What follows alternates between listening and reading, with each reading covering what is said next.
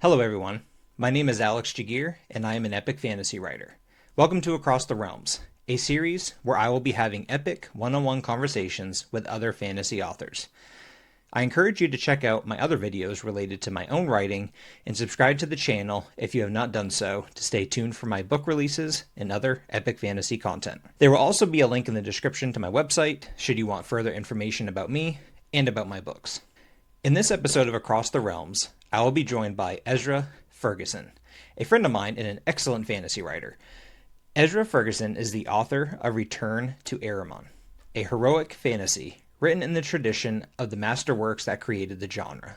In Return to Aramon, you will join Valdegar and a host of legends old and new in a world-spanning epic that explores the deeper questions of courage and sacrifice, of truth and love, and of purpose and prophecy. Return to Aramon, A New Moon, is the first installment in an age-old saga made new for those who seek a deeper fantasy.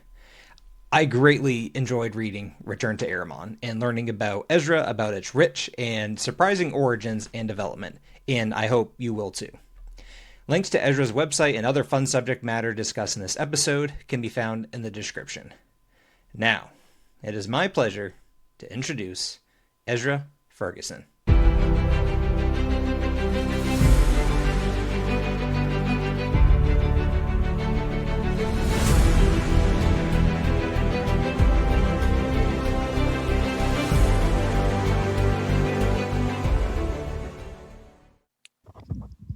Hey, Ezra. Hey, Alex. Can you hear me all right? I can hear you just fine. Can you hear me? Fantastic. Yep, coming through loud and clear. I tried to set up my fancy microphone setup, but wasn't happening. I have a pretty cheap dynamic mic that I pulled out of the closet and tried to put it in here, and it was picking up the ants crawling outside. Yeah, I've been there. It's not going to work. I've had episodes before where I've gone to edit afterwards, and I mean, you said that you've familiar with studio stuff, and there's just always this background noise I can hear, and I've spent hours sometimes trying to get rid of it, but yeah, no problem. I can hear you loud and clear. Good. Yeah, I'm recording my audiobook in the closet. That's been my key. I stick my head under between the two stairs large or... racks of clothing. Yeah, that's good. You're recording your own audiobook then? I am. Yeah. I was begged cool. by all the people that I play video games with, so They told me, "Oh, you've got the podcast voice. You have to record your own book." I said, "Okay, whatever you say." That's a good idea. I could picture it. I could picture you doing the audiobook after, just now that you're saying that. I don't think I do have that kind of sound. I just don't have that natural voice. No, you got it. I have a friend who does it. Maybe I could try it sometime. Thank you. But no, how far into the book are you for recording, if you don't mind? For audiobook recording? We're about half a chapter.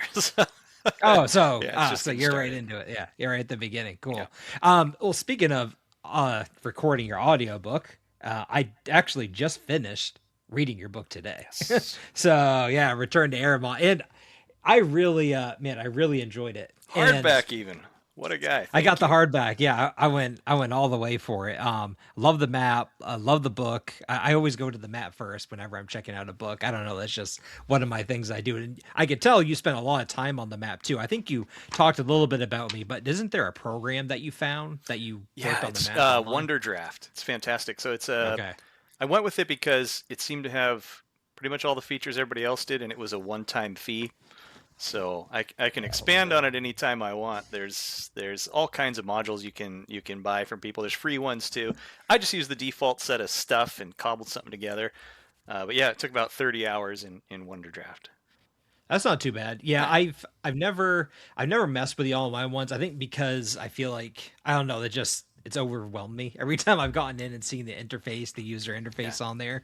So I've always just hand drawn, but I think it came out really well because I've seen some that have been done online, and I just think they come out too computery, if that makes sense. Yeah, I agree. Yeah. I think this turned out very well though. Well, thank you. Yeah. I had the pleasure of being unemployed at the time, so I had all day to work on it. The good side of unemployment, right? Yes. yeah, it turned out well. I was actually kind of re-kicking things off. You had mentioned to me before, I forget how we kind of got started on the path, but of you playing World of Warcraft all these years ago, and there's a big YouTube story that you made, you along with someone else. I don't know the full background, so I want you to tell that because I know it links directly with this book. It So why does. don't you give us kind of the full history of you?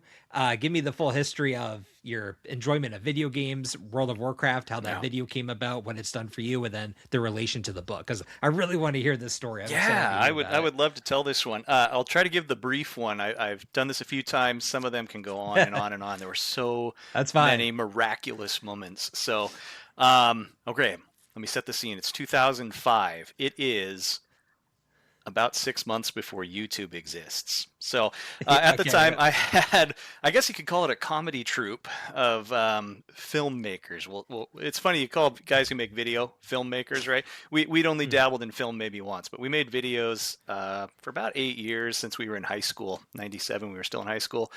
Um, and we decided when the BlizzCon movie contest came up, the very first one, mm. we were trying to hack together this internet website for video. And before YouTube, doing that was hard. I think there were maybe 100 sites that did it, right? That regularly put out videos like ours, these comedy videos.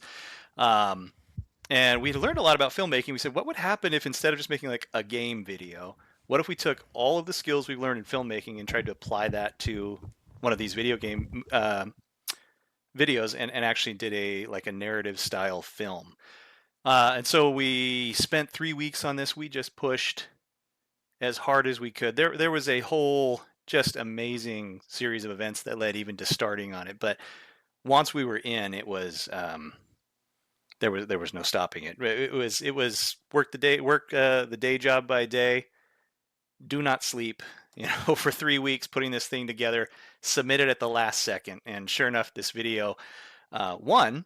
It was one of 5 winners to the contest, and me and my buddy Taryn Gregory just spent all day and all night on this thing for weeks on end. And for the material, we used this story that has some relation to my book that we'd been kind of tossing around since early 90s. So a lot of tabletop role playing, and we had put together this story. My friends Quite helped some me. time then. Oh yeah, yeah. My friends had always helped me to kind of pigeonhole it into other worlds, and we'd pigeonholed it into World of Warcraft, kind of change some names, find things that sort of match the lore, make a story. And my buddy Taryn had the brilliant idea that there needs to be a love interest. So I was Of completely course. disagreeing. Like, what about a man's love for his country? He's like, you're dumb. No one cares. Gotta be more than that, right? Yeah, and I said, okay, you're right. Make the stakes personal. Was that before you were married? No, I was married. That's Okay, a so whole you other were, story. yeah. I've been married all my life, Gotcha. basically. Yeah, 30 There years. you go. I was married in high school, actually, but that's a whole Oh other wow. story. Yeah, I was pretty young, but not quite that yeah, I young. was 16, and so that was yeah Nice. almost 30 years ago. But yeah, so the video ends up winning this contest. We flew to California to attend the first BlizzCon, um, and the video just took off. Even before BlizzCon, it just started to hit all the mirrors. We had a buddy who was hosting it. That's cool. Um, it had like 80,000 downloads from his server, and his boss was freaking out. He's like, "What is going on with our bandwidth?" And so we kept having to mirror the video on all these different Yeah. sites. Anybody we could find, right? Pre YouTube, having thousands of views on a video was extremely expensive. Oh yeah. So yeah, we ended up um, miraculously ending up in the same um, kind of hotel lobby with the developers, the like the core developers of World of Warcraft, and Mm. they were just geeking out on this movie we had made, and they were so amazed by the story, um, and we couldn't believe it. Like we're here to geek on Oh you yeah, guys. you're What living what the is dream. this? You're like Yeah. you're Yeah. fanning out on this video we made. We're like, this is crazy, but it was so well received, and we ended up getting an award for it that we didn't know existed. It was the Machinima Academy of Arts and Sciences. We Mm. ended up going to New I think I York. did see that on your website maybe. I Yeah, saw it yeah. somewhere while I was This yeah, is how yeah. I can say I'm an award-winning machinima artist, Yeah, right? So absolutely. Yeah. it's a Not many people legitimate can award, claim though. that, right? Yeah. Yeah, yeah. And so we ended up in New York, and we met a video producer there, and they were making a channel on cable TV for video game movies. And Boss Mm. of a Boss of a Boss saw it, was in love with it, ended up negotiating a film contract with these guys, um, which was just wild, or like a TV show contract, I should say. Yeah, We're yeah, using that yeah. word film again loosely. Um, and everything was going swimmingly. But deep into it, a few months, we were working closely with the Blizzard guys. Mm-hmm. We had to shut the lights. The plug was pulled, and the TV Man, show wasn't going to happen. It started to get too serious, is basically the long gotcha. and short of it. And the video game guys realized, hey, we make video games. We're not making movies, and these Yeah. guys are running crazy with our intellectual property Right. here. And Yeah. it was totally reasonable, but we wouldn't take no for an answer. So we made a part 2. More accurately, Oh, you did make it. we made Okay. a trailer for part 2. Okay, gotcha. Yeah, I don't and- think I've seen the trailer. Is it out there? Yeah, Can- you can could people return look at it? 2. Okay. Yeah, if you go look it up. And, Oh, okay, I'll look at it because I'll post the links to all this too. Oh, right 'cause on. for Yeah. people So curious to yeah, watch. Return Yeah. 2 had just a huge leap in technology and kind of the serious vibe. That was always the thing that kind of set it apart. Like, this is really like serious storytelling, and it really blew Yeah. people away because they weren't used to it. And we got an email from Blizzard. They're like, "Hey, that was amazing. That was really good. We really want to ask you guys, how do you do all that?" We're like, Yeah. "Well, that's interesting. That's a trade secret. You're gonna have to, if you want to know how we do it, you're gonna have to Right, fly right. us back down so we can start talking about stuff again." And we did. And the the funny thing is what came of it. In the end, after we had this conversation, they put together a video editing department at Blizzard. They founded a in-game cinematics department, and it was very small to start. Oh wow. Yeah. But this is the tragic or not tragic, depending on how you look at it, moment. This is where my partner in crime, Taryn, ended up actually getting a job with Blizzard. So he uprooted himself from Washington State, where we lived, and took the opportunity just to go down to California and start over. Now, I was living here, totally different career path, raising a family, living in a an expensive mortgage and all of that. Yeah, and I was like, this isn't going to happen. So I asked for a lot of money. Gotcha. I was gonna say, to yeah, pay my yeah, way. yeah. Taryn's like, I'll just I'll go, right? Like he's Yeah. a single guy doing his job, and so he ran down there, and I think I scared him away with my salary ask, for this new experimental department. But Right. once again, Taryn, incredible as he is, proved his worth. And what started as this tiny in-game cinematics department with like 2 people, Mhm. bare bones, shoestring budget, is now a bona fide major division in Blizzard that they make in-game cinematics. Yeah, that's cool. And there's tons of people I work on. He's a cinematic director there now. He's directed some of the the major cinematics for the video game now. It's awesome. It's he's been doing it 20 years at this point. Yeah. But Does he work outside of World of Warcraft too for other Blizzard projects? Yeah, or yeah, just yeah. for- Different okay, video games. So, It all started with Return. yeah, it started there. That is really cool. Yeah. The amazing thing though is I don't know if the word is amazing, but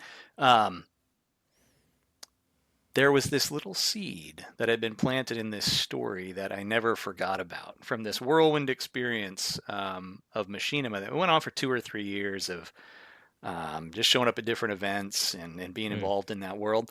But it kind of, it pittered out for me over time. But I never forgot about this amazing story and the way it made me feel to tell this story and the way it made other people feel to consume this story and the response that I got from it. And I always wanted to finish telling that story. The dream originally was we're going to figure out some way to keep making this. That didn't happen. Life went on in its ways. But I always had these note cards with me, these 3x5 cards that Terrence said, always have them with you. When you come up with ideas, Yeah. write them down, and there'd be many a late I night. did throughout college, but not any other time in my life, just that. Yeah, you get it. Yeah, so I'd always be calling, I had this idea for the story. Check this out. And we would talk until 3 a.m. I'd be standing in a grocery store parking lot, and we'd be going over these story ideas.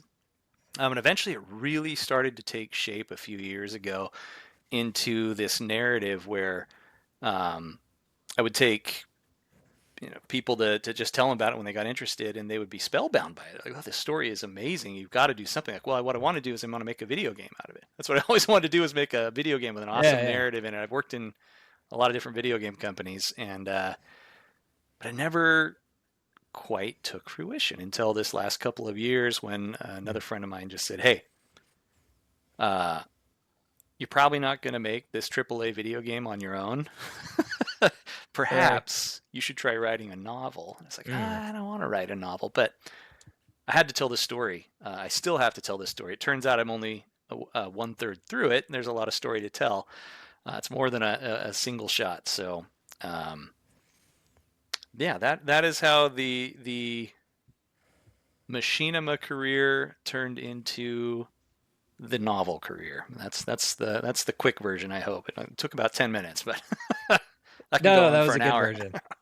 Yeah, so good story about it's funny, you and I knew we had quite a bit in common just from reading your book and just kind of the style you write and talking with you a little bit, but um I too have thought a little bit about making a video game because I like story and I love like narration of video games. I feel like it's super immersive. The art, Hmm. the story, the sound, it plays on all your senses Yeah. and it creates a world that you can live in, much like reading a book yourself or writing your own story. I do play World of Warcraft, probably not as much as you, and I think I'm a little bit younger than you. So I was about, I must. When did World of Warcraft come out? 2004, 2004. right? Yeah, November. That was the beta. Yeah. So I was 12, and I never got into it seriously. I didn't have any friends that played it, so I just went in there and went on my own merry way, which is all fine and dandy. But yeah, that's really cool that full circle all the way up to your book Return to Aramon. I will maybe we'll talk about video games again towards the end, but I want to stick with your book. The seriousness, kind of like what you said, the serious story that you were telling in return for the Warcraft story was a little bit different at the time, maybe a little bit less silly or goofy, and it really played on people's emotions. And that's one probably my favorite thing about your book. I always like to read something that can that can that makes me feel something that's Hmm. emotionally driven, something that really makes me yeah, just feel something, anything. And throughout your book, and especially at the end, I feel like that the payoff from the story arcs for the characters as well as the main story, I could really feel some of the sadness involved and some of the tension and even some of the anger. And I just felt that all building up throughout the entire book. I think you did a really great job. Yeah, making that story that you wanted to tell. I think you hit it right on the head on making people experience what you put the characters through in your book. Thank you so much. Yeah, that means a lot. It's definitely with intent. I think the books I remember most are the ones that made me feel a certain way. I think drawing emotion out through narrative is one of the most beautiful privileges we have as human beings.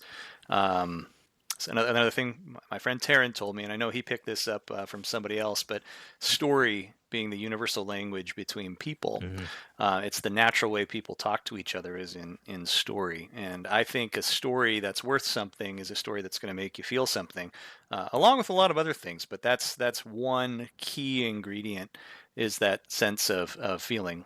So I'm glad it had that effect on you. Yeah, story. I did a podcast with a friend of mine a few years ago, a couple years ago, and we got too busy for me to keep going, but it was actually called Story World. And we kind of, I guess maybe we can touch on this now because it kind of affects your book in a really big way. But both you and I are Christians, and the Story World podcast kind of focused on biblical stories, but then also kind of branching out into current stories. And we try to bridge a gap in a lot of different ways. But I've always been fascinated with stories because I feel like that is, I mean, that's just an integral part of being human. Whether it's not even a big book that you might look at, but sitting down at the table and telling stories about your day. Yeah. And it's just the way that we form relationships and grow relationships and communicate in that way. Your story definitely, um, I guess, kind of two things. I think you did a really good job. You were very explicitly clear with your worldview in your book, being a Christian, kind of your mindset on the universe having a creator, that there's good, there's evil. You could definitely see those principles in the book. Yet at the same time, I don't think you shied away from from the darkness, right? I Yeah. feel like that maybe some Christian authors might want to not put as much maybe violence in their book or terrifying images or kind of a sense of dread, but that definitely filled the book, and I think that was very good though because you're able to really show the contrast between the evil and the good in your book. Yeah. So I don't know, but do you have anything to say about that as far as did you really have to try to balance out how you wanted to show that, or did it come out in your writing pretty Yeah. naturally? Definitely. That was a fine line to walk. I feel like a story with that level of seriousness does require that contrast you mentioned. I really wanted to set that foil up of darkness behind um, what virtue looks like in very hard situations, um, and the fine line to walk was not to wallow in it, to use a word, wallowing Mm, in darkness. Something I wanted to avoid. I didn't want to sit there and say, "Oh, that's cool. This wicked thing," right? I wanted to make sure that things which were dark and wicked were explicitly that. They were things that were dreadful, terrifying, that you have a sense of revulsion when you hear about them. But mm, at the same time, that can't be done just by mentioning them in passing. I wanted to make it mm, visceral. I wanted you to, like you said, experience it along with the characters. That sense of dread. Otherwise, I don't think there would be a payoff of the difficulty that they have to go through. And of course, at different points, it becomes quite personal for them, things that they have to struggle with themselves. But um, yeah, so fine line to walk.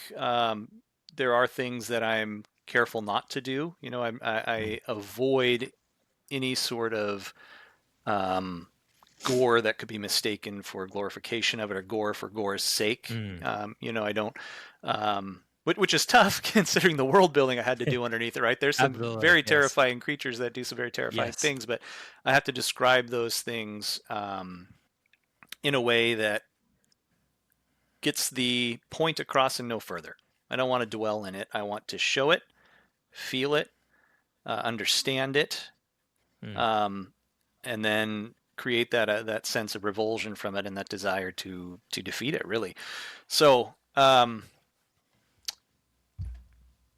yeah, that kind of wraps it up. Yeah, I think that makes sense because at the kind of I guess at least in the first third of the book, towards the beginning, there's definitely some scenes that I wouldn't say are shocking, but are definitely quite violent, right? Where you say yeah, you want to communicate to the reader, hey, this is the evil, or this is what's wrong. Here's going to be the contention through the book. And after those first couple scenes, there were still some terrifying moments throughout the books, some battle scenes and so on and so forth.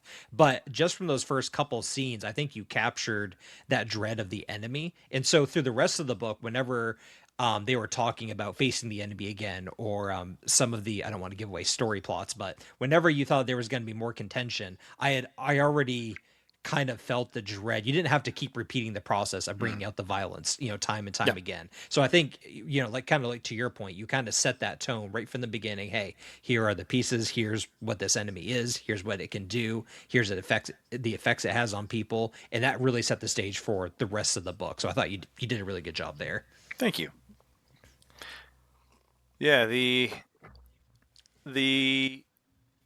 sense after the beginning, I really wanted to internalize it.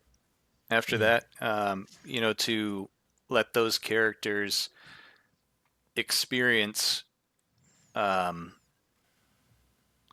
that sense of dread of what could happen. I'm trying to remember. There's a great quote. It's C.S. Lewis talking about Tolkien. I can't quote it. I can only mangle it in a hmm paraphrase. But just this idea of reading a story about people who they could live happily if only this dread was not hanging over them.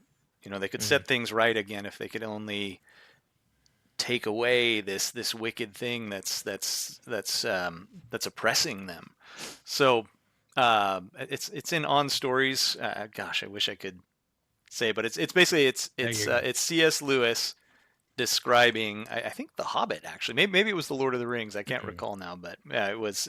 I think he was addressing some criticism of some of the some of the moral questions in Lord of the Rings. But yeah, Gotcha. You know what? I am awful with remembering quotes, Oh and yeah, me especially too. who said quotes. If I'm discussing with someone, I have a friend who just will repeat quotes after quote. And this guy said this, and in this book, and like if I read something, I'll like know the gist of it, and I'll be able to communicate that with someone. But I am so bad with remembering the quotes and who said them. Fellow So sufferer, that was here, here. that was yeah, that was much better than what I would have done.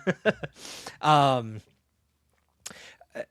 I guess it's funny. I finished reading the book actually today. Um, and so it's fresh in my mind. I always forget. So we should have done this at the beginning, but please give an overview of what your book is about. I know we've kind of touched already on some points, but Sure. I think the World of Warcraft kind of origin story kind of took over. But go ahead and give Yeah, us a little high level overlook of what Return to Aramon, A New Moon is about. yeah. So Return to Aramon is this story. This pitch changes every time I describe it, but it's a story of a Yeah. decadent empire where some very virtuous and heroic men set things right. They destroyed evil only to see the next generation rise up and forget what had happened. Um, and then the protagonist of the story, Voldegar, finds himself trying to live out a life he didn't get to have as an older man, um, becoming a very old man, but still just with a sliver of his youth left in him. And he finds that he is being mercilessly pulled back into defending the realm again and having to right the wrongs he thought he'd already righted again. And he's joined by a friend of his who was also part of his order. Lanathor is his name, but Lanathor struggles with some of his own inner demons, and he's trying to uphold kind of the remnants of what this old order used to do, while Voldegar has more or less retired. And then thrown into the midst of it is a third protagonist, which is just a young man who's kind of really an impulsive, rash young fellow with a penchant for making foolish decisions, but he gets Yeah. mixed up in the world of these older sort of serious heroes, and ends up really carrying the fate of everyone in his own hands. Um, but yeah, that's the gist of the story. I'm trying to describe it without giving away Yeah, plot yeah. spoilers. It's one of the tough ones because the book is the pacing is somewhat relentless. I've tried to share Mhm. quotes on the book Yes. online, and nearly every quote is a spoiler. I realize, boy, Yeah, I I didn't. agree. It's a very constant from beginning to end. There's what I appreciate of what you did. There's a couple times through the book where the main character Voldegar, he almost kind of resets in a way. He can almost like I don't think this gives anything away. It's at the beginning. He has this farm. He has a wife, Mm-hmm. and they're at the farm, and they tend to they do what farmers do. And so there's a couple times through the book where you kind of have these action sequences or some more intense moments and really fast plot points, and then with some time to rest in between where Voldegar, pretty still physically regionally close to conflicts going around, can still go back to his farmland and almost take Yeah. a little breather even if stuff is in the back of his head. And that was really interesting. I really noticed that. I don't know if you meant to do that specifically or if that's just how the story just naturally flowed from your thoughts, but very rarely in books will I see any downtime in between those action Yeah. sequences.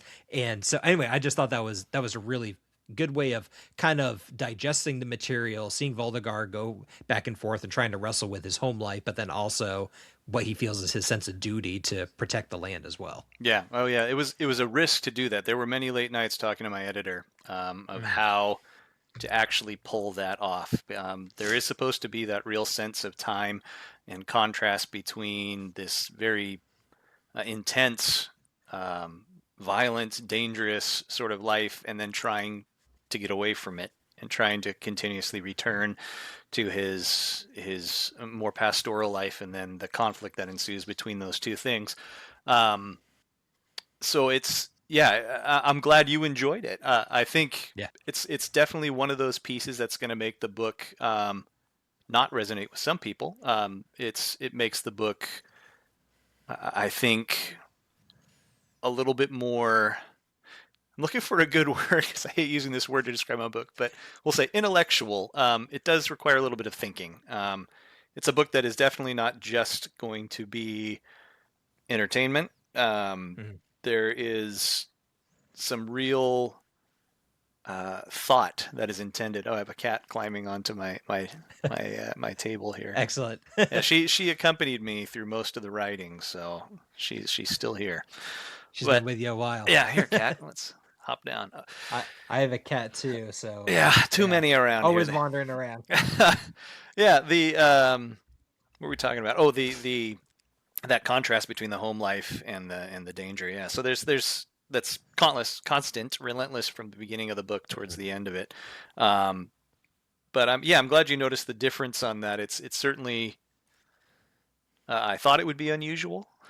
It Yeah. certainly has come off that way. But the thing I enjoyed about it is it really allowed me to make it personal for the protagonist, Mm. for Voldegar, right? This wasn't just a man off on an adventure with this nebulous idea Mm-hmm. of, this home that he wants to protect and these people he loves. There's a lot of movies out there where that trope is kind of played off of, like, oh, he has these people that he really loves and he wants to protect, and you never see them.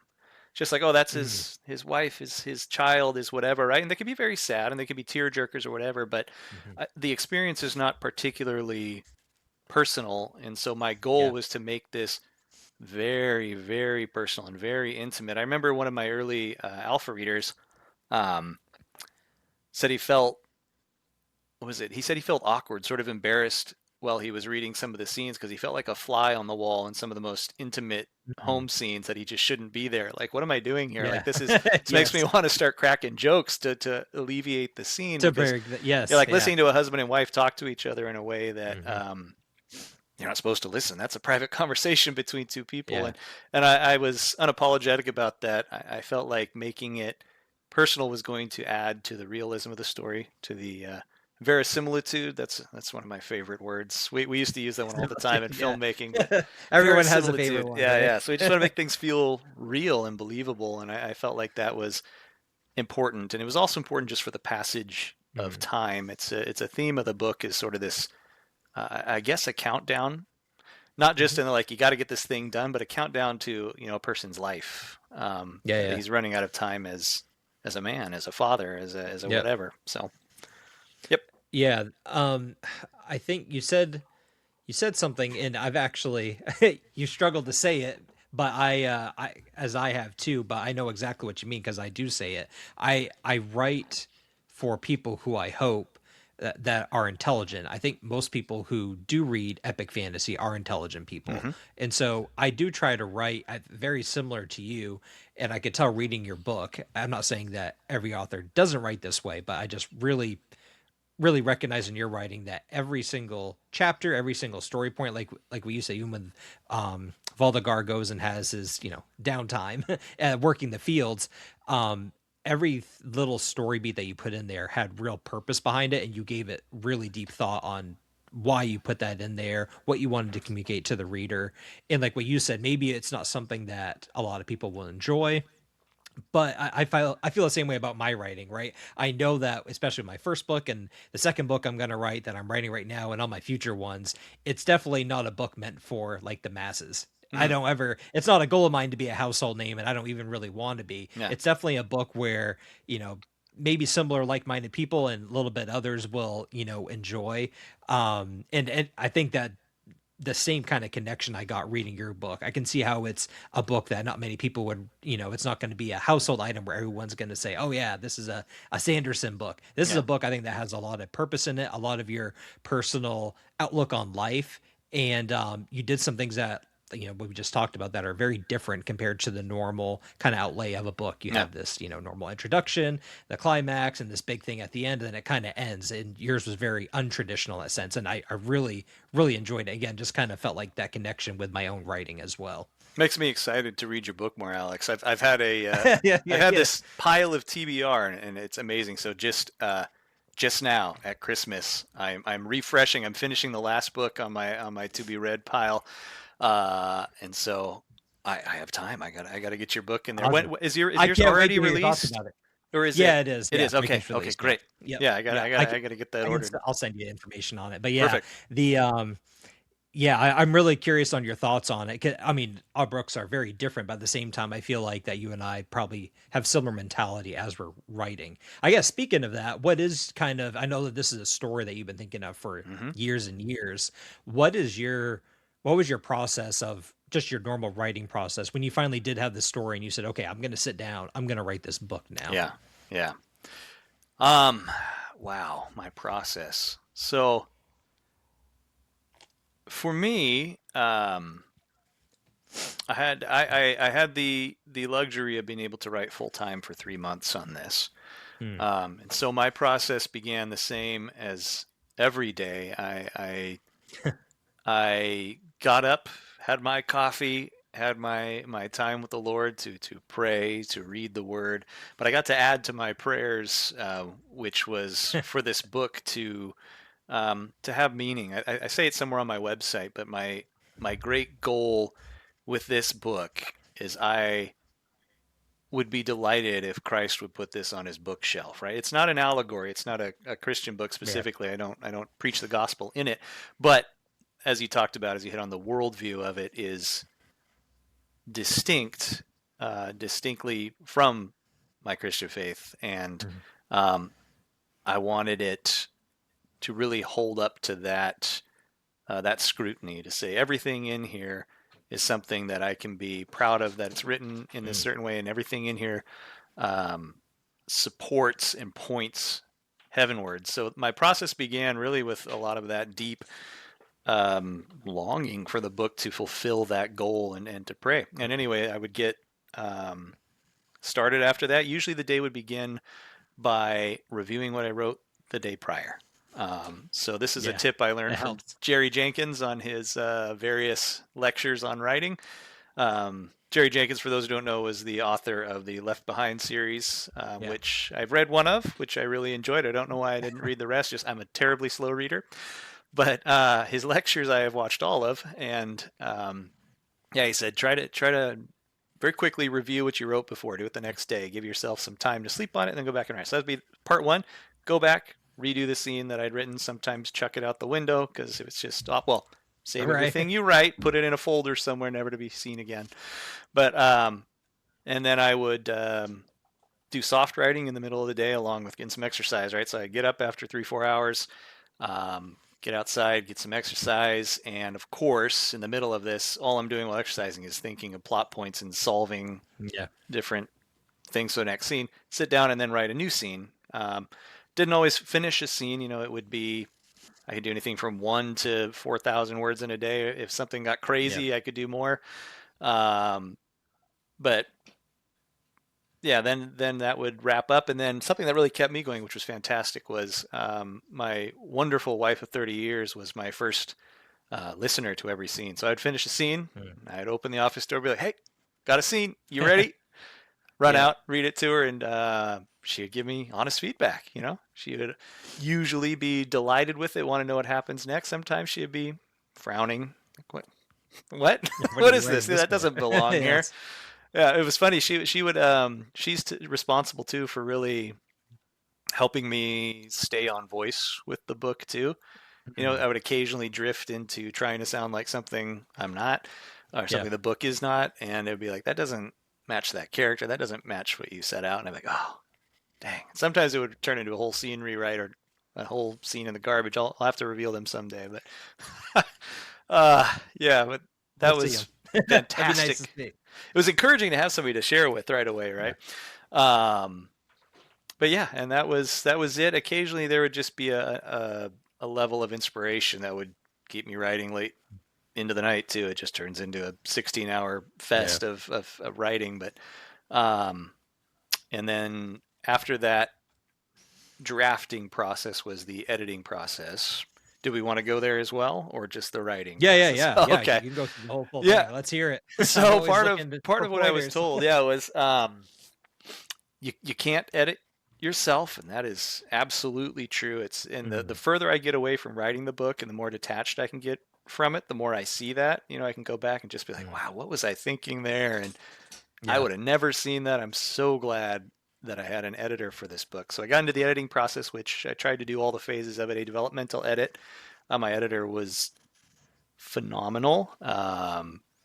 She provided me with a full breakdown. It's like a 35-page editorial letter that just Wow. explained Yep. to me, like, here is the voice that you are trying to use. Here are the major plot points. Everything was graphed out, which, Mm. how tense things were at certain points, the escalation on different axes of emotion and action and tension, were all mapped out for the entire book through Mm.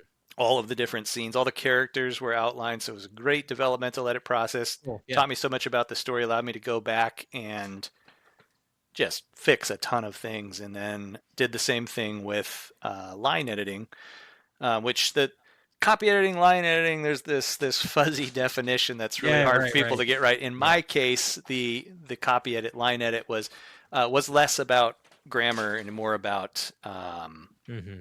it was more about um, how things were said. So I Mm. think one of the funniest moments for me was, I believe I used an adjective for water. I said frozen water. And my editor wrote in the margin, is there possibly a word Is for there something this? else? Is there a word you could use to describe That's this? funny. Yeah. Why, yes, there That's is. right. Yeah, so things like that. Yeah, but it was a Yeah. lot deeper than that. But yeah, That's that helpful though. That's yeah. helpful though to just catch those things because you're right. When you're in it, same thing with everything, whether it's your career or stuff around the house, chores, just whatever you do. If you're into it, you can just overlook so Oh much. yeah. Oh yeah. Yeah, it was three and a half months full time to draft the first draft, and it was 5, 6, 7 months of editing, maybe 8. Um, it Yep. was two to three times as long to edit, which I had no idea. I didn't realize that would be the case. I thought it would be about the same to edit, but no, no, no. No, no, no. Polishing that was, I think I had 8 drafts by the Takes a time long I time. was done. So it was my first experience. I'd never written a novel. Um, but then, of course, the next couple of months after that were spent with all of the Mm. preparing the book for publishing, Yeah. which is, again, a huge uh, Yeah. slog. I It's had its no own animal. idea, right? Yeah, just like figuring out, I didn't know you had to figure out the spacing between the lines down to Mm. very precise numbers, the margins, the, Yeah. the gutter margin, the outer margin, the upper, the lower, the getting that map not to completely disappear into the Right. gutter, Yeah. right?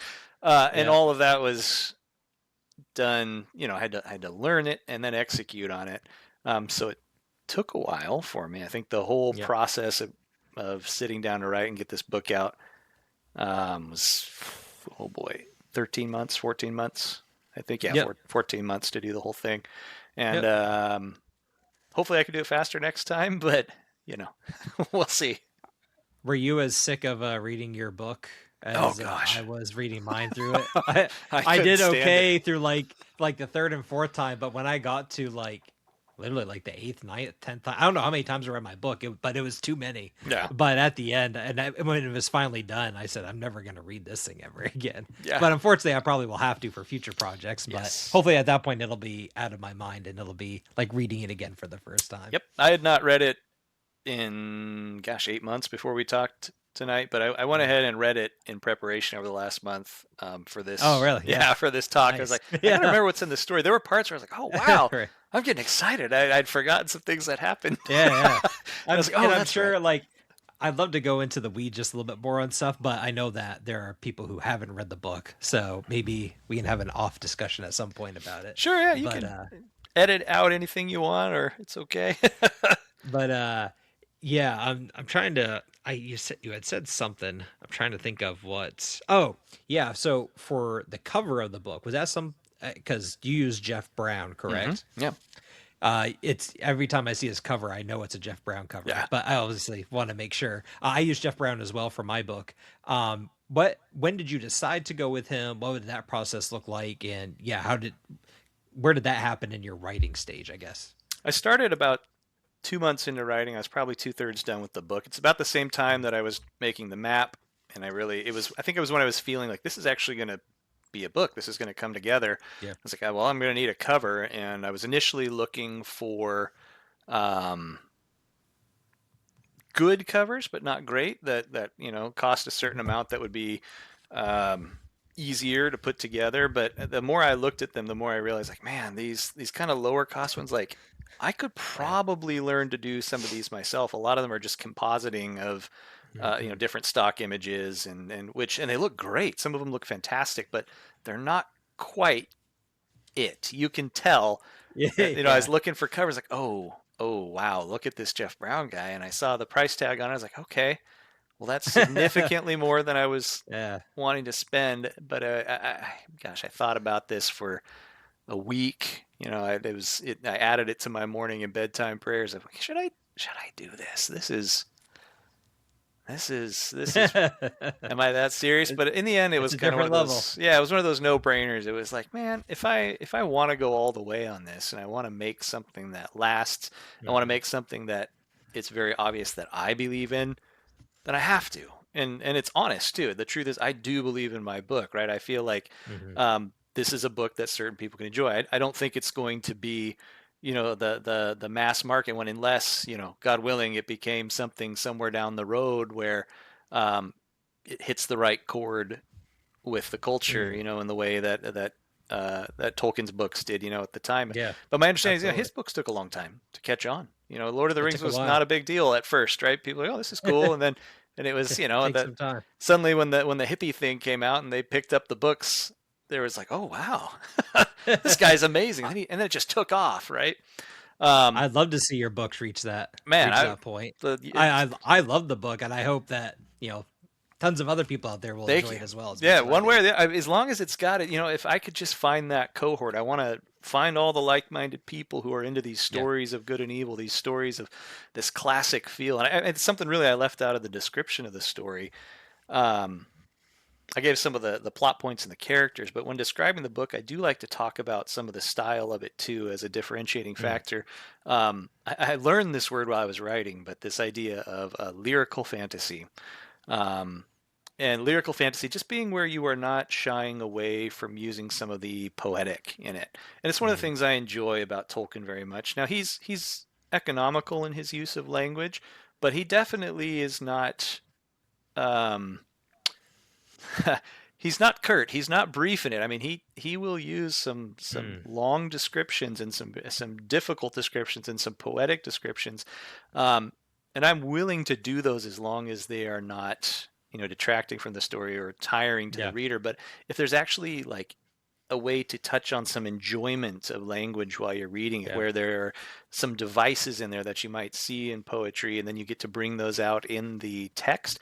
I feel like it just adds to a fantasy story. I think it was Ursula K. Le Guin who had said that you, and again, all I can do is mangle a paraphrase here. I can't quote her, but the Yeah. idea being that you can't just take modern language and paper it onto medieval people or paper Mm. it onto ancient people who are from a different time without having that incongruity stick out. So, I'm not going to say I did that perfectly in my book, certainly not, but I certainly set the target of the moment you begin reading this, you should feel like you've been transported to a different time. Like people don't speak Mm. like this anymore. This isn't the next Marvel movie, papered into a medieval setting, right? It's Right. um, ironically there are some superhero elements to my book, but uh, but no, the language though should feel kind of Tolkien-esque, and I've had a few reviewers say that. I gave up actually trying to be Tolkien-esque in about one paragraph of writing. I sat down like, well, who do I really want to emulate? And I start writing, and I'm like, oh Right. gosh, this is impossible, right? This man has a specific voice, and which is for the better, of course. I'm like, okay, I need to just Hmm. write in my own voice, but at the same time, I want to give a um, a respect to the English language, and I want to respect the intelligence of the readers to get something out of not just what's said, but the way it's said. So in a way, I Mm. guess, sorry, Brandon Sanderson, I'm the anti Brandon Sanderson in this regard. I know he tries to have, I think he describes it as a clear window, right? The Yeah. the clear window into the world so that you're not distracted at all by the author inserting themselves or anything like that. But for me, I feel like it's a missed opportunity when you do that. You don't want to distract from the story. You don't want to jar the person reading it out of the story by, oh, wow, that's a long, flowery phrase, um, which I'm sure I mistook on multiple occasions in my book. But my intent was to make more of a stained glass window to put it in Mm. Brandon Sanderson terms. I think I've heard this somewhere. Someone else has said this, so this is not an original thought. But the idea is, I want people to experience this book through um, language that creates an atmosphere for the reader, Yeah. just in the language itself. So, Yeah, I totally agree. That's something that I think about a lot, and that's just something I think everyone will just develop as a reader, just your natural voice and how you write mhm. things anyway. But I'm very big on which I think scene to scene can be, chapter to chapter, you can write things very differently. Like what you were kind of saying, there's or what we were talking about, there's different parts in your book where it does kind of relax in between the action moments, and that's when you can kind of take a deep breath and you see the interactions between Valdegar and his wife, and it's a Mhm. little bit more intimate, and where maybe, and I know there's other places too where you use a little bit more as the good term about flowery language, and I like the flowery language when it's appropriate, right? In the middle of an intense action scene, you don't want someone, two people fighting with swords, and then there's three paragraphs of something in between, and then another sword Oh climb, and yeah, then because they break it up, it is just, it doesn't fit, it's not natural. But yeah, I mean, think about the human mind, especially when you're writing from the perspective of someone. I mean, you don't really think about it, but within the span of a minute, and your mind can think of so many different things and experience so many different emotions. And I don't think there's any reason why that shouldn't come out in your writing as well. totally, Really focusing in on someone's thoughts about something and the way that they're feeling, and setting the scene and the tone. Because when you're walking to a room, all that hits you in different ways depending on what's there. So that's something I think about a lot. And I like putting, like what you said, kind of setting, I forget the exact words you use, but setting that tone, that emotion, hmm that like atmosphere, I think you yeah, use for atmosphere. the reader. So I totally agree with you on It's that. great. I'm more excited again to read your book. The yeah, I think if I had been poetic throughout at every moment, I think I would have violated my own principle, to be honest. Because Mm, as I say, the language is, I want it to set an atmosphere, and in a very quick-paced scene, of course, the language should become punchier, rapid, mm, because I want the language again to support the experience that the reader is having. So I tried to do that in multiple layers with the characters, for example. If you pay close attention, you'll notice Tepik, the young mhm, man, 13 years old. Um, the vocabulary is minimized through mm, his sentences. He refers to things differently. There's certain metaphors that he's fond of. So each of my viewpoint characters, not only is it from their viewpoint, but it's from their language as well. yeah, So Voldegar, he uses a lot of earthbound and farming metaphors, but he mm, uses them. It's not actually his dialogue, but it's just the descriptions of things and yeah, the metaphors that are chosen. And the same thing happens with Lanathor, who's very very intellectual and kind of uh, tense and yes, long-winded on occasion. And so yeah. I tried to adjust the language to get the experience of the character as well. And I hope that resonates with readers, because um, again, that was my goal, not just to tell what is happening, but let people experience something through the language of the book. Yeah, absolutely. I I think that's, yeah, that's very important. When I'm reading a book, I don't want the same type of tone for each, even if you differentiate the dialogue when speaking and how they behave. When I'm like reading a if I'm reading from one person's perspective in the book, I want it to be even just a little bit different Hmm. from another person's perspective. That, and even just the subtle differences can go a long way for putting you in that person's mind, which then again just extends to making you feel the emotions that they're Yeah, feeling. And yeah. it creates a successful book. I guess that's a I right way hope to saying I hope that. so. Yeah, I think to a fault, and I may have actually limited myself in this, because I've done more reading since I did my writing, and I had more time to read, and I realized that strict, very very strict person limited view that I did. Mm, Um, all of the writing advice you read says how strict you need to be, but you go off and actually read published authors, and you discover very quickly a lot of them aren't that strict with it. There's, right, they right. will very happily switch to somebody else in the Mm, scene in the same chapter. They need to bounce around a little to get somebody else's perspective. They will, and mm, it actually seems to work just fine.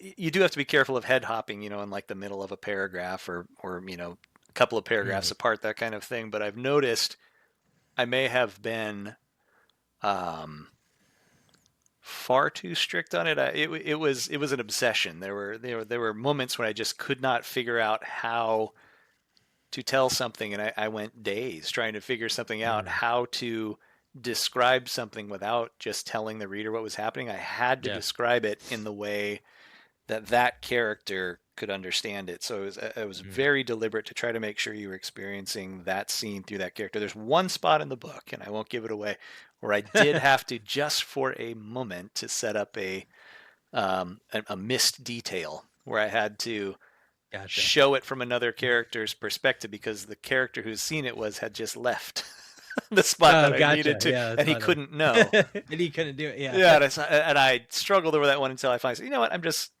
gonna do it. It's okay.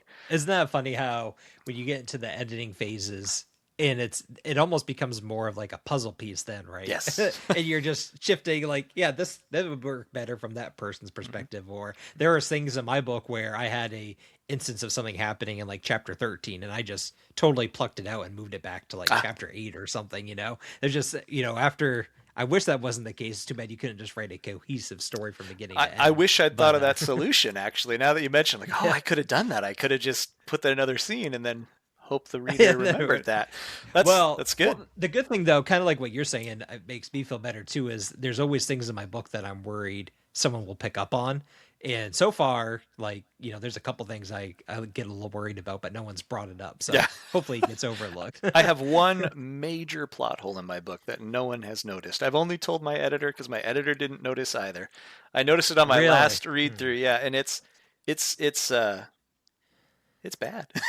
You but don't but have to give it but away. yeah, You I'm don't never have to going give to it give it away. away. I'm going to go to Yeah, my grave with it, and totally. if no one sees it, I'm Man, pleased. if I had more time on my hands, I would reread your book right now, very slowly, page by You do page, like and puzzles. try You to do like figure it out. puzzles. Yeah, You know what's funny yeah, I about do. that Yeah. puzzle solving thing? I find that is, see, my aspiration was never, and perhaps still isn't, to be a writer, to be an author.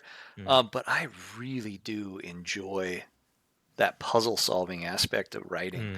Mm. I can't recommend it enough to people who want to get into writing. Once you get into that situation where this huge plot is coming together and you have to ask and answer these questions to solve those plot points, to solve that character arc, to bring things together, Mm. I find that just basically endlessly pleasurable. Solving those Oh yeah. puzzles one after another. It's the best payoff of writing.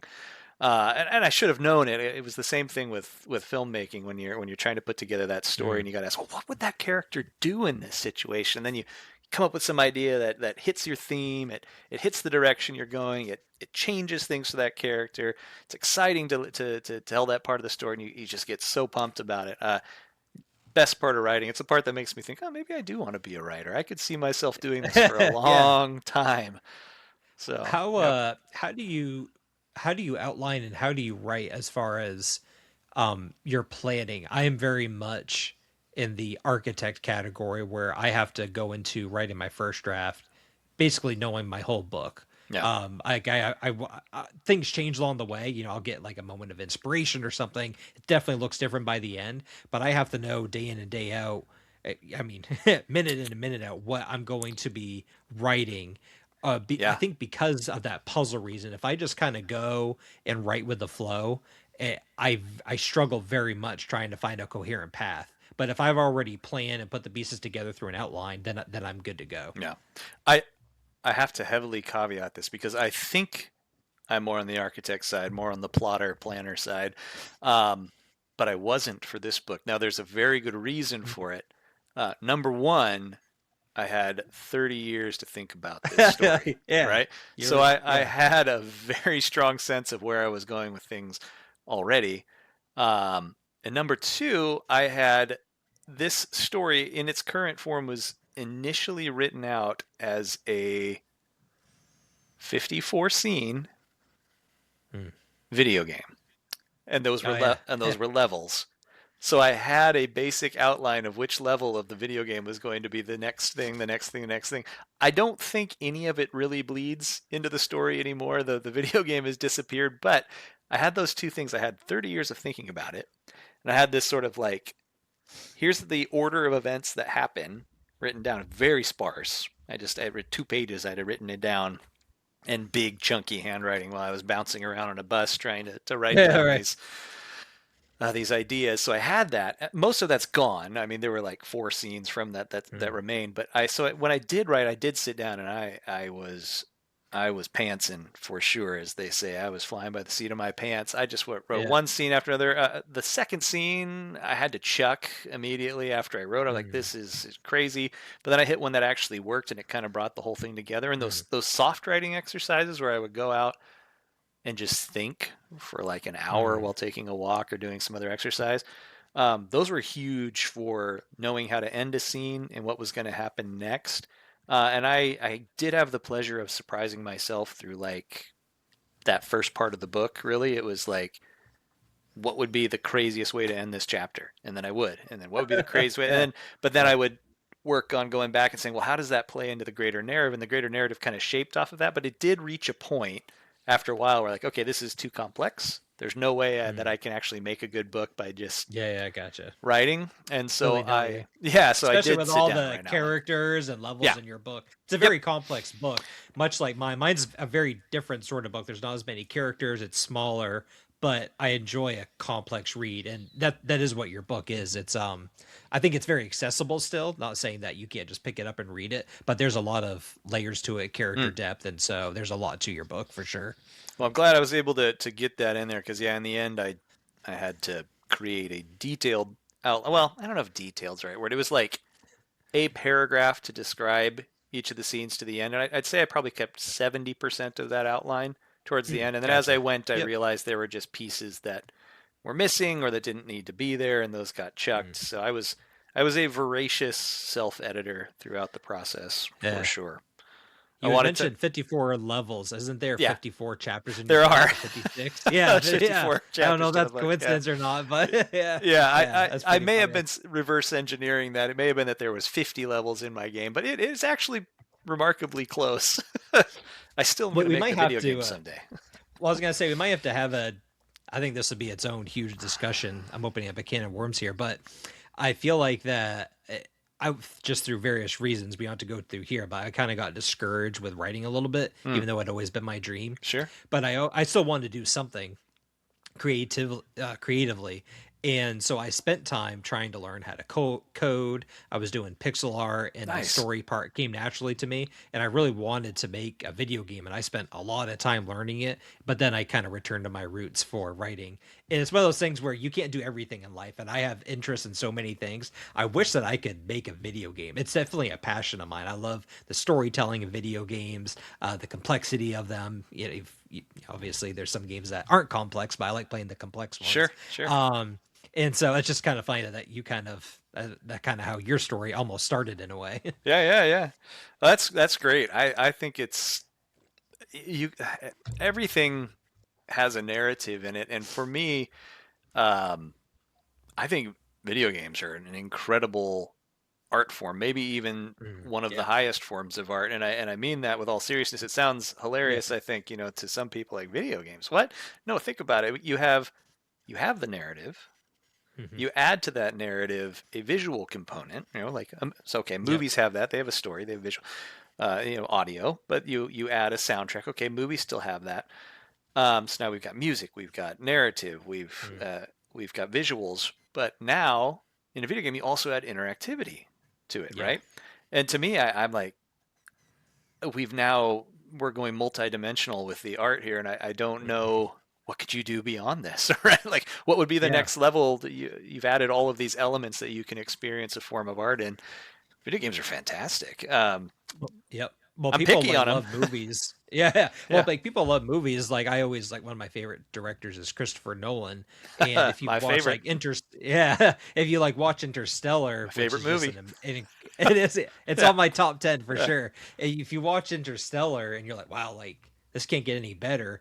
Video games, while you don't have a real person playing out in front of you, video games do take that step further where you're like, okay, you are that person. Now go and yeah. be in this world and be in this movie. Hmm. So yeah, well, that kind of goes to kind of my last few questions. They're fun questions, but because we were talking about video games and movies, Yeah. what are your kind of top three favorite movies, or your few movies that you return to, or that you kind of like Yeah. the best? Yeah. Interstellar, I've only watched it once. And it is my favorite movie, though. But the experience was so sublime, so Mm. crystallized for me that I don't want to watch it again for a few years. Mm. Um, Gotcha. I thought that movie was a thematic masterpiece. You can Yeah. quibble with a number of things in it, but it didn't matter to me. It was Yeah. thematically absolute masterpiece of human emotion, um, of exploring distance, of exploring just dread. Mm. Uh, that movie is so good. Secondly, That is was one too where the pay, like, I'm usually all about the payoff. Like, I'm hmm okay stumbling around sometimes in the middle of a book.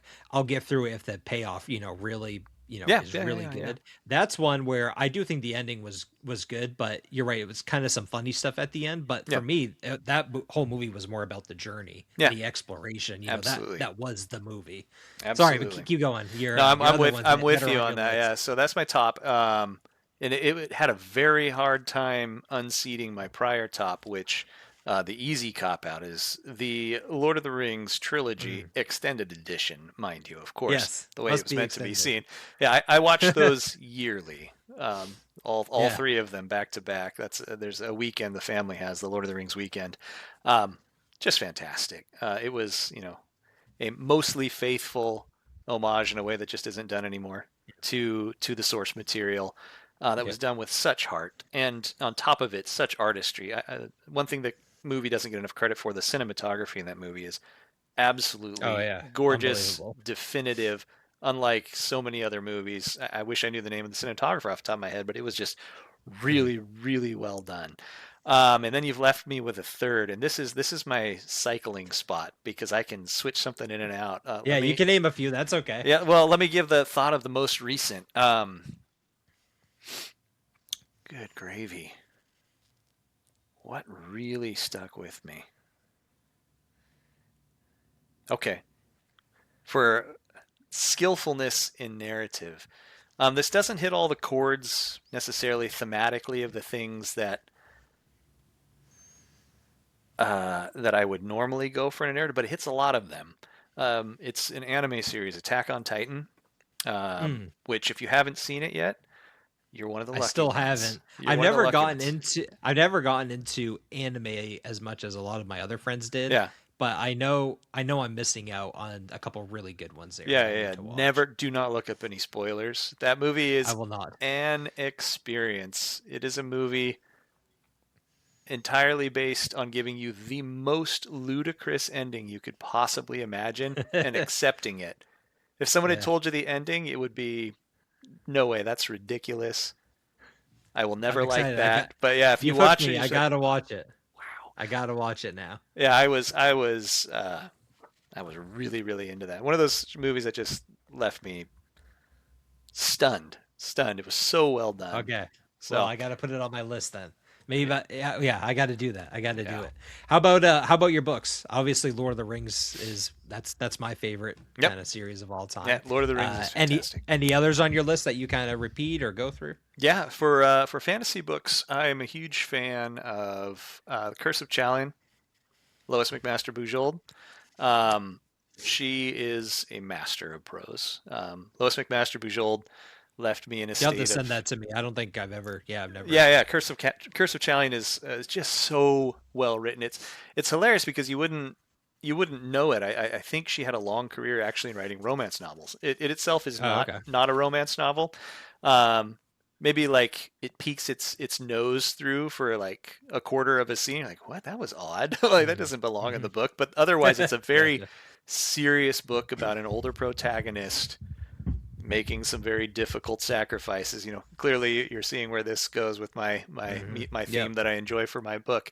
But yeah, it makes me despair of my life of ever being that good of a writer. It's just it's perfection of craft. It's like it's Hmm. the concert pianist of prose is Lois McMaster Bujold. So fantastic. Yeah, that Lord of the Rings. And then, gosh, for fantasy, it's again, there's just this. My third space is filled with all these muddled Yeah, bits. I was a huge fan of the Chronicles of Narnia, but specifically A Horse and His Boy, which usually yeah. gets the short straw for being the worst of the seven.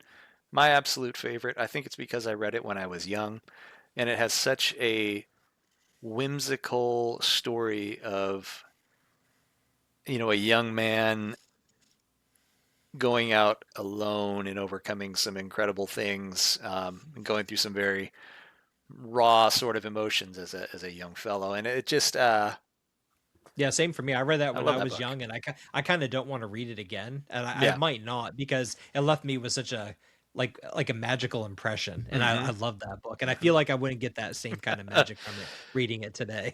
Yeah, yeah, for sure. It's I know I read the Chronicles of Narnia to my kids again. I can't remember how Horse and His Boy landed with me when I read it, but it was I remember it being just fantastic when I was younger. So Nice, that's yeah. my story for now. But you ask me again tomorrow, I'll tell you a different number Yeah, it'll three. be different. Yeah. And last one, I didn't expect to ask this, but because we've been on the train a little bit, what are some of your few favorite video games that you play? Ah.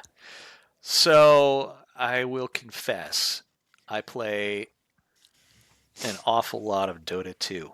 Um, Do you? Yeah. yeah, has nothing to do with narrative whatsoever. I'm afraid to get into those because I have Yeah. before, and Don't. I get very addicted, so Yeah. I have to stay away from it. Yeah, Dota is a game that you really can't enjoy until you've been addicted to it and spent maybe thousands of hours. It's like it's got to Yeah, be one of the most difficult games ever, and the reason it's so difficult is you can keep getting better and better and better and better at it. yeah. It's like playing piano. It's really that level of skill, the tiny little nuances and Hmm. training of your fingers and your brain to play this game. Um, it's hard to describe to people who haven't done it. I don't know where I found the time over the last, oh Hmm. gosh, almost 15 years of playing that video game. But there was a long period of time where I did not play video games at all, and someone told me to play Dota 2, and I tried it, and it And then ruined it's my been life. Yeah. gone ever since. Yeah, uh, yeah. it's great though. I mean, it's competitive, 5-on-5. It's the closest thing you can get Hmm. to playing a major sporting event from your Hmm. your living room. Well, your Absolutely. computer desk. So I love Dota. Um, Another game I have to mention: 1992 War Song, Sega Genesis. So this is a Oh wow. strategy RPG that I played as a kid, which is one of the major influences on my book. Story has nothing to Really? do Yeah. with my story, but it is a operatic, unapologetic swords and sorcery epic. Um, the writing is campy beyond belief, but the game just relentlessly drives you through this heroic plot where you're just moving your little units around the board. But the thing that makes it so interesting, and it's crazy because almost no games do this anymore, you have these squads of little soldiers that you're moving all around, but then you have all of these heroes, and each of the soldiers, these groups of soldiers, are tied to these leaders, these heroes that they're the all important element. And the heroes each have their own backstory. They're all unique. They're all Yeah. interesting, and you're changing the heroes as you go along. Almost every game will do kind of one or the other. You have like you're playing a game where you're simulating these big armies, or you're playing this Hmm. game where you have a group, a party of heroes, and that you get one or the other. But this one combines these epic heroes leading this epic army and Hmm. affecting it in these ways that's really interesting. And I love the game. It's when I get out, I pull the Sega out of the garage, hook it up to the TV.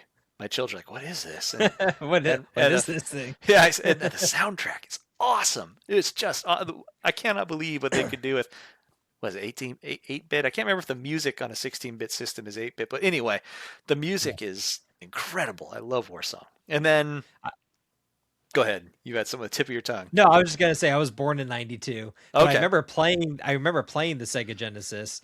Some like other family members had it, but I never played that game. But Yeah. yeah, Yeah. Yeah, it was sounds so fun. good. What's Yeah, and another then one? so I got to think now. I have to throw a narrative game in because otherwise I've just completely delegitimized myself. Uh, No, no, no. good narrative game. It's hard actually. It's funny because it's Mm, part of why I want to tell stories. mm, Is a lot of narratives have lost their way mm, in our day.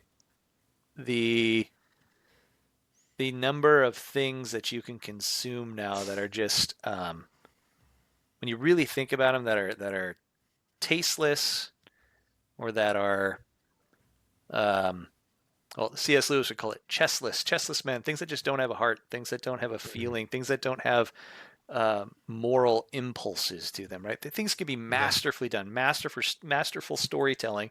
There are some games recently. I'll try not to badmouth them on this interview, but that I played that are just so well done. The narrative telling is flawless, but they're completely empty. They're soulless. Mm, That eventually I lose interest because there's no heroism, there's no virtue, there's no meaning. There's incredible mm. games about people that would do anything to protect the thing they love most, themselves. Yeah. it just Yeah. Right. it just kills Themselves. me. I'm like, Yeah. this is what happened to this sense of loyalty and sacrifice and higher ideals. So it's tough. Games for me sometimes are just um, kind of pointless diversion, but they can be so much more. I mean, I have to throw out World of Warcraft. I don't play it. I haven't played it in a decade, but Hmm. it certainly was formative on me. I love the experiences. Oh, I got it. Here's a game for you. Also, when I don't play, there was a game called Asheron's Call. More of the I played that one. story. You remember Asheron's Call? So more of Yeah, the I love story, Ashdod's Call. more Yeah. of the story that than even World of Warcraft came from Asheron's Call. Not the lore that they had written, but the experiences I had playing that Mm, game, 1999 or whatever. But we around there. played Yeah. on Yep. the PvP server, Darktide, where it's a free for all, where people are just killing each other. Um, but we hopped in and we decided to be the good guys to stop the chaos, right? And Yeah. Yeah. instant narrative. That conflict just immediately created a narrative because we got into this free for all, player versus player, no holds barred situation, and we decided we're going to, one, be the good guys, and two, we're never going to break character. So we all made Mm. characters. We got online. We played this game. Gosh, I was 17. We played it 6 to 8 hours a day. And Yeah. so you can Yeah. imagine 6 to 8 hours, 2 years online, never breaking character. And my character was Voldegar. So So he was a you're different very name. familiar with Valdegar then. Yeah, so it was my alter ego. It was different name in Asheron's Call slightly. I renamed him for the book and for World of Warcraft. Hmm. But yeah, it was. I I just had this concept. I'm going to make this kind of old man who's got a Yeah. well that version of him had this kind of chip on his shoulder. But I've matured and mellowed since then. But uh, oh man, that was crazy. I can sit down and talk to the people I play with, Taryn being one of them.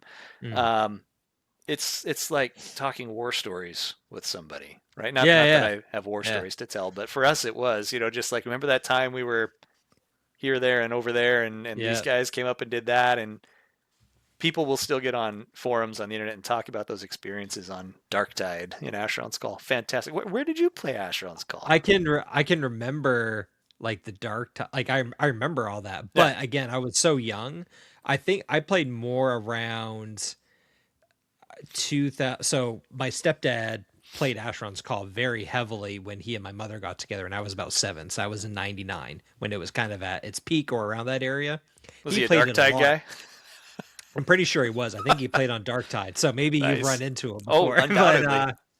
yeah, yeah. So you probably have, because even though the game was obviously like popular, it was still not as like blown up as World of Warcraft. You probably Yeah, came yeah, across yeah. them at one time or another. But anyway, so I remember the first time I ever like really stayed home alone by myself for a long time for the first time was Halloween when I was 10. I didn't want to go out trick or treating anymore. My siblings did, and I just played Asheron's Call for like hours that Fantastic. night. And I didn't know what I was doing. I was only 10, but my dad, let me get on, and it was a blast. So it's funny you brought that up. I don't think I've ever Wild. really talked to anyone else who has played Asheron's Call. And Yeah, they closed the servers down like what, 5 years ago or it something? was it was It was recent. something like Yeah, that. there was Yeah. some guy. I forget. There was some story. He was 70, 80 years old or something. He was the most diehard player. There was Hmm. some. Oh gosh, some petition about it, but I think somebody picked up and made server mirrors Did so people something could with be it. playing. Yeah, Yeah, gotcha. I don't know. I had stopped playing a long time. I don't even know if the game was any good.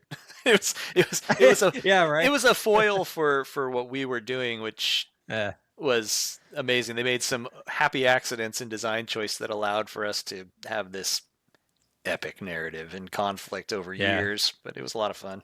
that's cool.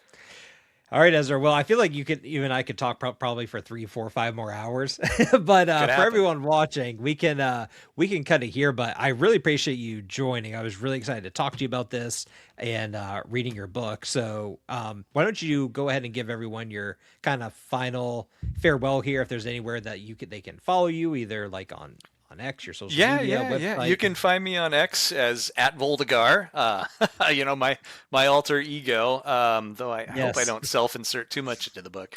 But yes, you can find me at Voldegar on X. You can find me at returntoaramon.com. This is hopefully just the first book in a trilogy. This is Return to Yes. Aramon, A New Moon, Book One. I have 150,000 words of notes put together for the rest of the series. They just need to be assembled into books at this There you point, go. into scenes. So we'll do that over time. I guess in closeout, what I'd love to say to people listening is um, thank you for reading the book. For those of you who have, for Mhm. those of you who haven't, I hope you will enjoy it. Return to Aramon is an incredible labor of love. I am trying to really take a shot across the bow in what fantasy is today to create um, something that is honoring to God, something that is honoring to the pillars and foundations of fantasy, something that is fantasy like it used to be, fantasy like I think it's meant to be, fantasy for a higher purpose and to serve as something that really resonates on a soul level, on a intellectual level, and a level of things that are going to keep you thinking after you put the book down. Um, and I hope that is going to be inspirational to people to tell narratives of their own in the same fashion. So that would be my pitch to folks Excellent. in closing. Excellent. Well, thank you, Ezra. Again, I highly recommend it. The book was great. I enjoyed it and looking forward to book two. And I hope you get through those 150,000 words and notes that you have. But Yeah. thank you, Ezra. I appreciate it. I'll definitely have you on again. But until then, thank you everyone for watching and we'll see you next time. Thanks for having me, Alex. Really appreciate it.